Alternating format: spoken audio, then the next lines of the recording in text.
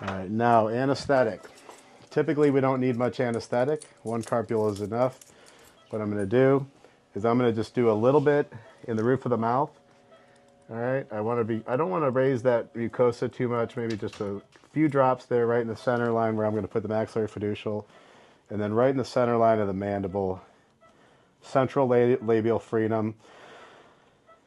Mainly, I don't want the patient to feel that. I don't want their blood pressure to spike with anesthesia, but also the epinephrine because that mentalis muscle might bleed easily.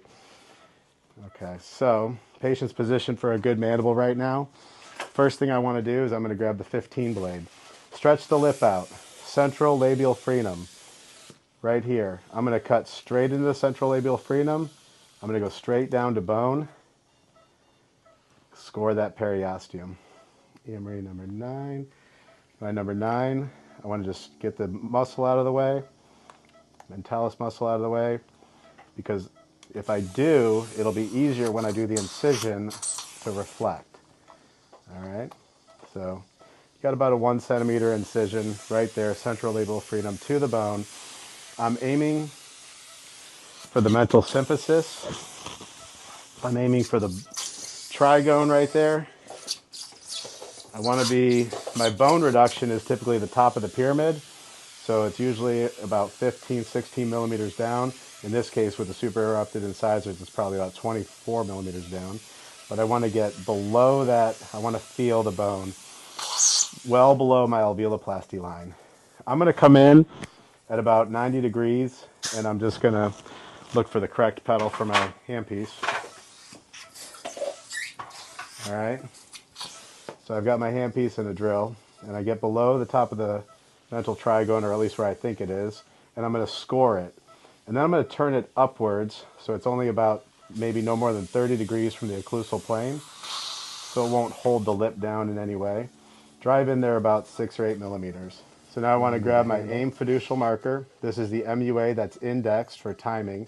Drop that in my handle. All right, and I'm going to go find that hole that I started, and I'm just going to drive in finger tight right now. It's feeling 45. Now I'm getting to 60, 80, probably 100 newtons of torque right there. I like to square it up a little bit. And there it is. It's ready to go. Now I'll take the driver with the vortex screw and the fiducial here. No, it's right there. You got a vortex screw right on the table. There you go. All right. So take our vortex screw. Gonna put this in here.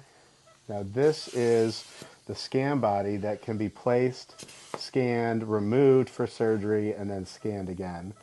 So here I've got it in place. All right, let me screw it down. Just finger tight. All right, doesn't have to be too tight at all. Now that can be scanned and then removed later. All right in the center of the mandible, below the level of the likely alveoloplasty, and we'll show you how to scan this momentarily. So here I've got my vortex bone screw and my tank in place. I'm going to find my little hole. This is the most tedious portion of it. Just make sure you find your first hole. And I'm going to drive the screw into the pallet. Now these are self-tapping screws as well, but in this case I've got a patient with such dense bone that I was expecting a little bit of difficulty. So I was going to drill the first one in. So there we go. And as you see, as you start to grip, it'll turn that fiducial. So I keep a finger on the back. Let's see if the other one will self-tap. He does have a very dense palate, so I might have to get it started, but we'll see.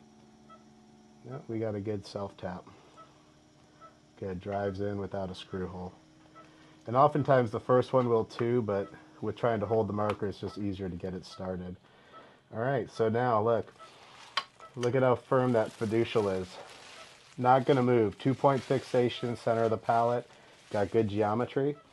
And now we're about ready to scan.